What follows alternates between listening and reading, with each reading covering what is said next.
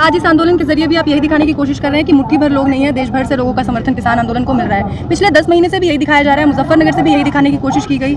आखिर यही एक चीज़ कब तक आप सरकार को दिखाते रहेंगे? सरकार को नजर तो आ नहीं रहा। जो कहते हैं कि जो सोया हुआ उसको तो जगाया जा सकता है, जो जागा हुआ है आंख मूंद के बैठा है उसको कैसे जगाया जाए। लेकिन क्या है कि सरकार के बहाने हम इस देश को भी जगा रहे हैं, और जब देश की जनता जागेगी, आज जिस तरह से केरला, तमिलनाडु, कर्नाटका, आंध्रा, तेलंगाना, उड़ीसा, बंगाल, वहाँ पे जो मैसेज गया है वो मैसेज बहुत गहरे से जाएगा। तो मैं समझता हूँ जब लोकतंत्र में शासक को लोक लाज की चिंता खत्म हो जाए तो फिर लोक को, जनता को उठना होता है। इसलिए हम अब जनता को जगा रहे हैं, जनता को खड़ा कर रहे हैं। सर, सिंगू बॉर्डर पर एक किसान हार्ट अटैक आ गया, आपको शायद जानकारी होगी, और वहीं पर मोदी जी आते हैं, अमेरिका सीधे जाते हैं संसद भवन का निर्माण देखने के लिए, लेकिन ऐसे जगहों पर मतलब इस बारे में कोई टिप्पणी नहीं इस तरीके से। आप कैसे देखते हैं प्रधानमंत्री? मोदी जी से संवेदनशीलता की उम्मीद तो अब हम नहीं रख सकते इतने महीनों के बाद, लेकिन इस देश की जनता से हम उम्मीद करते हैं कि जनता देखेगी। 650 से अधिक किसान शहीद हो चुके हैं, गर्मी में, बारिश में, ठंड में यहाँ पे पड़े हैं, खड़े हैं, अड़े हैं। कुछ तो सच होगा ना। और जिस दिन जनता देख लेगी, मोदी जी नहीं, मोदी जी जैसे कई लोग अपने आप ठिकाने लग जाएंगे, सीधे लाइन में आ जाएंगे। कृषि मंत्री कह रहे हैं कि जो है बात करने के लिए तैयार है। जब भी ऐसा कुछ होता है, भारत बंद या महापंचायत, तो उसके आसपास रिएक्शन आते हैं, क्या कहेंगे? रिएक्शन डायलॉग आता है, डायलॉग आता है, उसके बाद कोई चिट्ठी नहीं आती है। बात करने को तैयार हैं, अरे भाई बात करने को तैयार हैं तो आप ऐसा कीजिए, या तो कह दीजिए हम आपके घर कभी भी आ जाएं, दरवाजे खुले हैं तो हम आ जाएंगे, या आप बता दीजिए विज्ञान भवन में किस दिन कितने बजे बुलाया है, हम पहुंच जाएंगे। तो बिना ये बताए बात करने को तैयार हैं, प्रधानमंत्री डायलॉग देते हैं, बस एक फ़ोन कॉल दूर है। अरे वो फ़ोन कॉल कब होगा?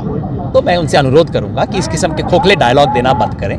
खुद अपने प्रदेश में हरदा, जो उनका खुद का अपना इलाका है, थोड़ा वहाँ जाके देख लें कि स्थिति क्या है, शायद उससे उन्हें कुछ समझ आ जाए। सर, मुख्तार अब्बास नकवी जी कह रहे हैं कि जो एमएसपी है वो थी है, रहेगी, उसमें इजाफा हो रहा है, सब देख रहे हैं, मंडियाँ फंड फूल रही हैं, वो भी सब देख रहे हैं, दिक्कत कहाँ है?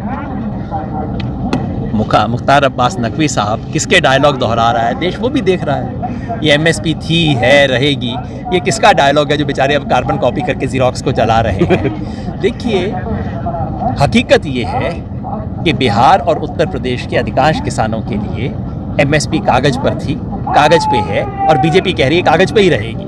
अगर वो पर्याप्त है तो फिर तो सचमुच आंदोलन की कोई ज़रूरत नहीं। अब किसान कागजों से संतुष्ट नहीं होगा, अब किसान को सचमुच वो एमएसपी, अपना कानूनी अधिकार चाहिए। तो बीजेपी बता दे वो करने को तैयार है कि नहीं। योगी जी सर 350 रुपये कर दिए हैं गन्ना का मूल्य, बता रहे हैं कि गन्ने की बात करने लग गए हैं, क्या कहेंगे उसको? 4 साल तक 1 पैसा गन्ने का नहीं बढ़ाया, उसके बाद 25 रुपया बढ़ा के ऐसा दिखा रहे हैं जैसे एहसान किया हो।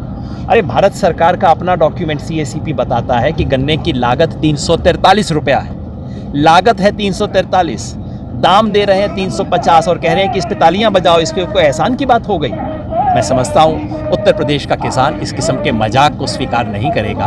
भाई राकेश टिकैत जी ने पहले ही कह दिया है कि इस तरह का मजाक नामंजूर है, और अब किसान इनको इस तरह के मजाक की सजा देगा। सर, आखिरी सवाल, कांग्रेस के कई नेता कह रहे हैं कि यह आंदोलन बीजेपी में अब फूट का कारण बन रहा है। उधर हम देख रहे हैं कि वरुण गांधी भी लगातार बगावती सुर में नजर आ रहे हैं। आज भी उन्होंने कहा कि जो गन्ने का मूल्य है उसको महंगाई को देखते हुए 400 रुपये कर देना चाहिए, या 50 रुपये बोनस के तौर पर दिए जाने चाहिए। ये इनके अंदरूनी खेल हैं, ये जाने। और जैसा कहते हैं जब कोई जहाज डूबने लगता है तो चूहे वगैरह भागना शुरू कर देते हैं उससे, तो ये सब चीज़ें चलती रहेंगी। मैं बिल्कुल नहीं कह रहा किसी को वो भागे थोड़ी है, बीजेपी छोड़ी थोड़ी है उन्होंने। मैं तो कह रहा हूँ कि जब जहाज डूबता है तो चूहे भागते हैं, इस तरह की तमाम घटनाएं होती रहती हैं। हम उसके दृष्टा हैं, हम उस खेल के हिस्सा नहीं है, ये हमारा खेल नहीं है। हमारी निगाह तो केवल चिड़िया की आंख पे है, यानी कि 3 कानून हटाए जाएं, एमएसपी का लीगल अधिकार मिले, बस। इससे फालतू हमें कोई मतलब नहीं। इससे किसकी दुकान बड़ी होती है, किसकी छोटी होती है, हमें इससे कोई मतलब। पर बीजेपी की दुकान हटाने का ठेका तो अभी आप लोग लेके बैठे हैं ना? चूंकि वो हमारी बात ना सुनने का ठेका लेके बैठे हैं। अगर वो आज हमारी बात मान लें और प्रधानमंत्री उसका वोट में फायदा उठाएं तो बहुत अच्छी बात है, उठा लें भाई। तो हमें तो कोई उनसे द्वेष नहीं है, बस वो मान जाए। जो किसान को अपमानित करे, जो किसान पे लाठियां चलवाए, जो किसान को बंदर बोले, कल बीजेपी के इनके जेडीयू के प्रवक्ता ने कहा है बंदर है, जो ये भाषा बोले उसको तो सबक सिखाना पड़ेगा। सर, अभी लास्ट सवाल सर, राकेश टिकैत जी कहते हैं कि अब देश को बचाने का ये आंदोलन हो गया, और अभी आप कह रहे हैं कि अगर इसको हटा लेते हैं, कानूनों को वापस ले लेते हैं, उसके बाद इसका फायदा उठाना चाहते हैं, अगर पीएम तो फायदा भी उठा सकते हैं, तो अगर आपके कानून वापसी हो जाते हैं तो उसके बाद देश बिके तो आपको फर्क नहीं पड़ेगा?